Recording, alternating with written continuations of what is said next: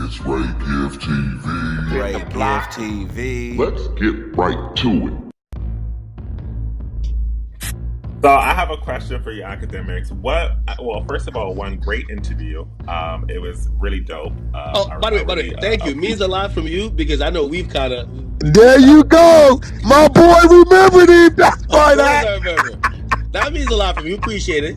Hey, not to cut you off, but I will say, I was also thinking about that, like walking away from the situation. I'm like, I didn't want to be the person who let everybody down. That everybody was gonna say, this dude just either, because sometimes I talk a lot, which I am right now. Like either I talk too much, or I was too opinionated, or I didn't do enough pushback, or you did good. Yeah, I'm very happy about that. But continue.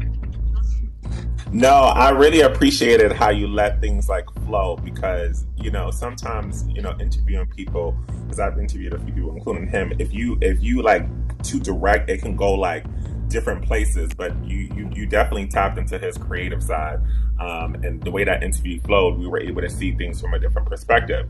But I wanted to know, because there was like an awkward space when y'all left the hotel room, and there was these people who work for him. Yeah. And it almost was like whole energy change. I wanted to know, like, what was your experience and what was you thinking when you saw this, black billionaire come out with this KKK mask and a White Lives Matter shirt, and then he had like these, white people ironing his shit for him, basically going through his bag and helping him prep for this types of stuff, and then coming to find out that Skims, the lady who was who Kim Kardashian robbed Skims from, was actually on Kanye West's team. And it almost was like a moment where Kanye like just gave that look, like, you see what's going on here. What was your experience there? And tell me what you thought about that. Yeah, so you're gonna see, like, when we get into the hallway, I actually even say, because sometimes it's easy to be one version of yourself, either in private, or maybe you could do it on Twitter or in controlled spaces. But when you're around other people, to be unapologetically yourself. And I said it to Ye. I said, like he never talked like he had to like brace for people's feelings about what he felt and what he wanted to do. And a lot of times we see this like in the black community a bit, where it's like we'll act a certain type of way when it's just us. Then when we get to the white people, like, we're like a fully sanitized version, or it's like very different. And I just noticed that, obviously some of these people are on his team or whatever, but I just noticed he's the same person and he's just him. Now, I'm gonna be honest, I didn't understand. Like, I only realized, and I did the Googling afterwards, when he introduced me, I didn't really think that was really the person. So the person who supposedly headed up Skims and everything, I get to realize, I'm like, oh shit, like, that's like actually a moment there. But I was kind of confused. I was just like, there, like, okay, wait, is he gonna wear this out in public? And then he gave me the White Lives Matter t-shirt. I'm like, well, this is like epic. This is going on eBay. Now I'm playing. But I'm like, you should frame that. but the whole time I'm looking at it, I'm like, yeah, I didn't even the guy too. I don't know if he was wearing like a religious outfit. I don't know, bro. I'm telling you. Yeah. That was weird as hell, seeing that guy just standing there. I'm like, what is going on here? I really wanted to know your thought process. Yo, and I'm not that versed on like religion that much. So I'm like kind of looking at him, I'm like, it's not like a Jewish outfit, is it? Like, hold on, I don't know what's going on. Like, I don't know. I'm looking at Kanye, I'm looking at him, I'm seeing if they're gonna look at him and be like, yo, wait, you still have the swastika chain on? I don't know. Like, I was just sitting there, just watch my face, and I wish the cameraman like panned to everyone else, because I'm just kind of like, what did that tell you? Listen, in that moment, I don't think you understood what that moment meant.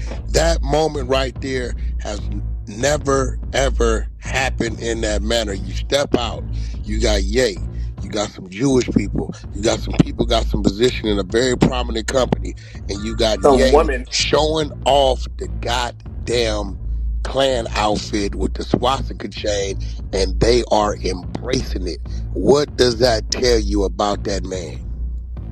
Man, I told him he's just apologetically himself, and also, by the way, I also give him credit. He never told me he even said, bring the cameraman inside the elevator to keep rolling. Yeah, he don't give a fuck. Yeah. He don't care. Yeah, it also told me, like, to him, what he sees as outrage is not necessarily, he matches it with what he sees around him, right? So when people are online just giving, like, maybe some blanket opinions, like, oh, I can't believe you're doing this, he cares more about it, because he even said it. He was like, yo, he's like, I usually talk to some people who I would consider woke, and I ask them, what about what I'm saying offends you? So he looks like he's having these conversations. So I don't know. I'm telling you, I watched it happen live, and even now I'm watching the video, and I feel like Quando Rondo was an out of body experience. I'm gonna be honest. Like, I'm like, damn, that all happened very naturally, unplanned, unpredictable. Yeah. Bang, you in here quiet as fuck. I know you grew up and have you on restriction. You got some questions for Act Bang? Crazy. I know CL had a question on DS. Oh yeah, especially DS. Yeah, where Motor Mouth at? Motor Mouth. I got a pretty mouth. But I do have a couple questions. Let's see. What's something that you learned about Kanye that you didn't know before y'all interview?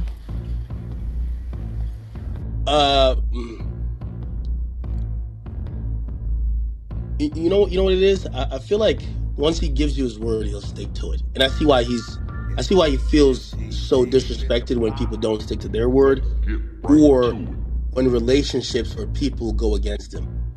Because, you know, for him, even happening, that interview happening like that, he's like, hey, I know we were supposed to do it yesterday, and I was supposed to leave. And he essentially told me, I gave you my word I was going to do this. I'm going to do it.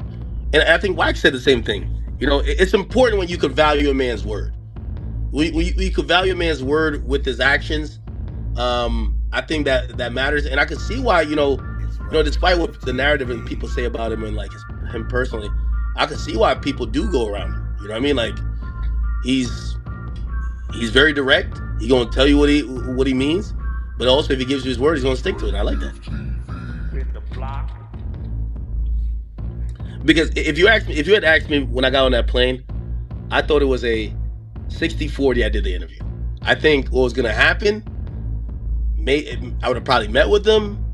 And then I've done this a lot. Sometimes these rappers, they're just not in the mood for an interview. Or they're like, oh, okay, I got to go somewhere, or just stick around indefinitely. And it'll happen eventually, and you end up just pretty much leaving.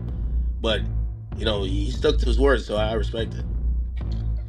That was my next question. Were you afraid to be alone with Kanye on that jet, or why didn't you really go to Japan with him?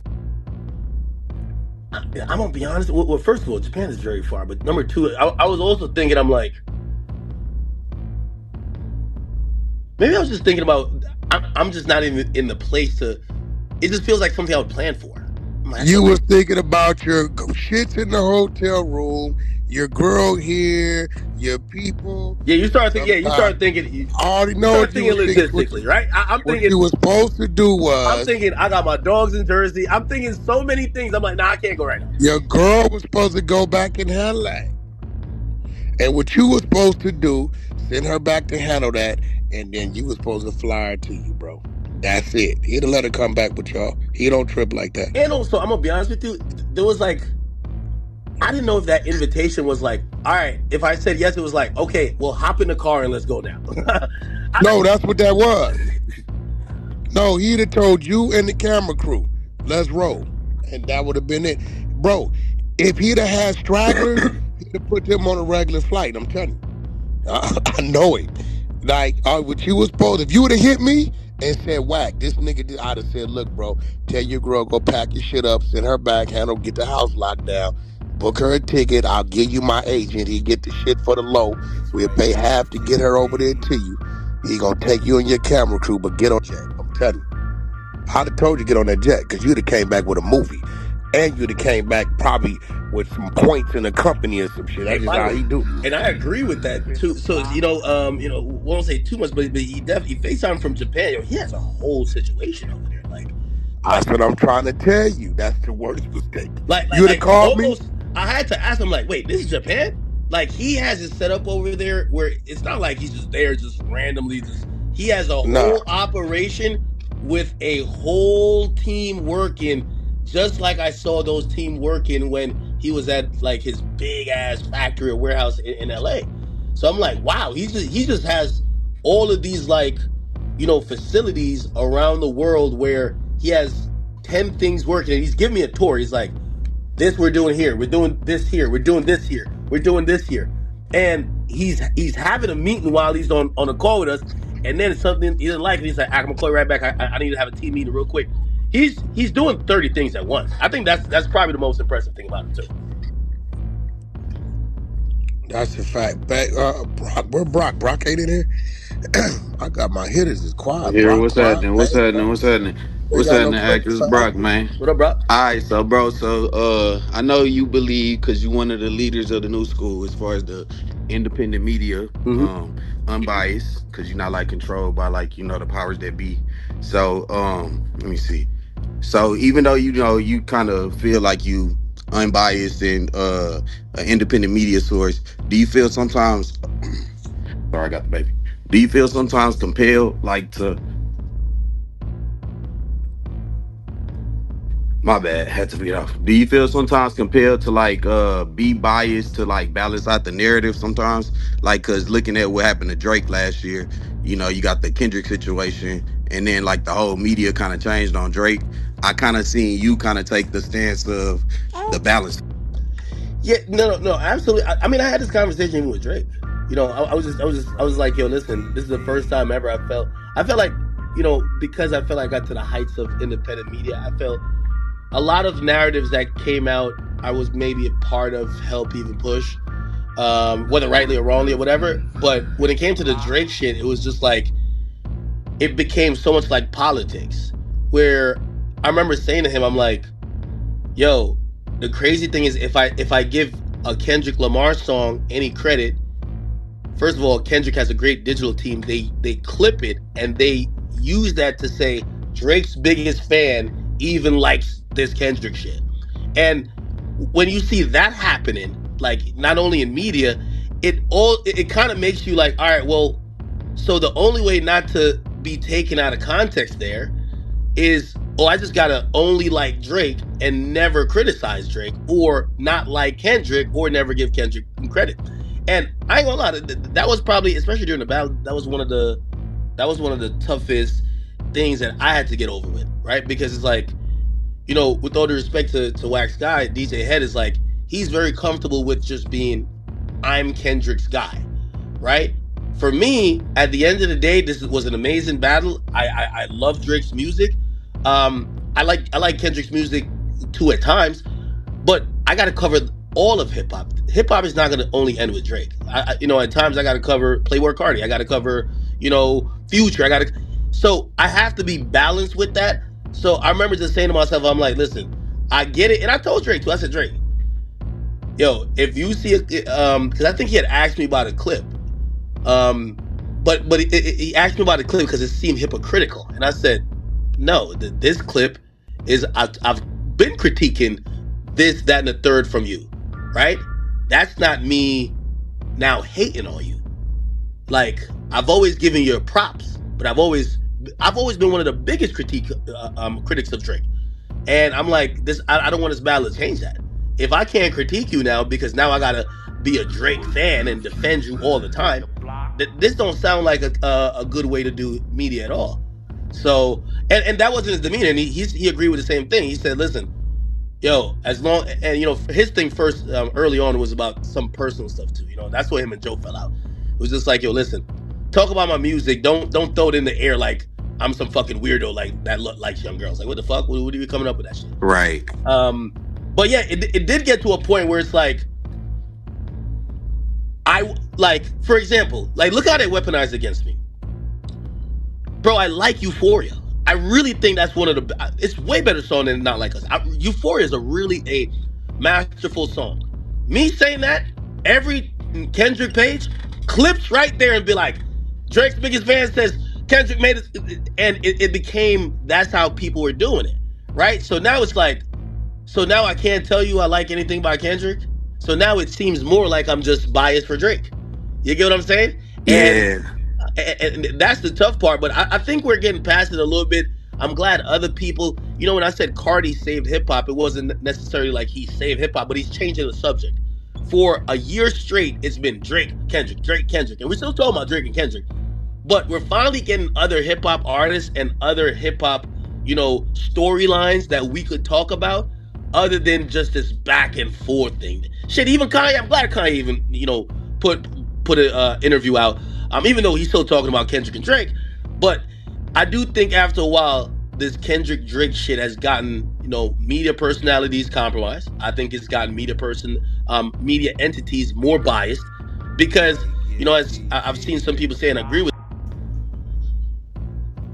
Drop a comment down below. Let me know what y'all think about the content. Wack 100, DJ Akademiks, breaking down the Kanye interview. Man, he should have got on that jet. But look, Ak got him another interview. I'm sure y'all saw it already. He gonna run it up. I'm gonna deliver the content when it's available. You feel me? So keep that notification bell turned on. I will deliver 24/7 around the clock. You already know. It's Ray Give TV. It's Ray Give TV. Let's get right to it. To everybody out there working hard, if you believe it, you'll achieve it. Do what you got to do today to be prepared for tomorrow. There it goes. And until next time, it's your boy Ray Give. I'm gone. God bless. Peace.